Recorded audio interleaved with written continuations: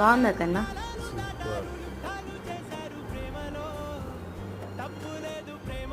Hello hi నమస్తే, it's మేము మోనిమోట్స్. నేను ఈవినింగ్ స్నాక్స్ ప్రిపేర్ చేశాను. అది ఏంటని మీకు చూపిస్తున్నాను. ఎంతో టేస్టీగా ఉండే ఎగ్ బజ్జీ అన్నమాట. సో నేనైతే ఎగ్ బజ్జీ తయారు చేసుకొని తిన్నాను. మీ ఇంటికి సడన్గా ఎవరైనా వచ్చినప్పుడు మీరు ఏం చేయాలనేది కంగారు పడుతూ ఉంటారు కదా. సో ఇంకా కంగారు పడాల్సిన అవసరం లేదు. నా వీడియో ఓపెన్ చేయండి, ఎలా ఎగ్ బజ్జీ చేయాలో చూడండి.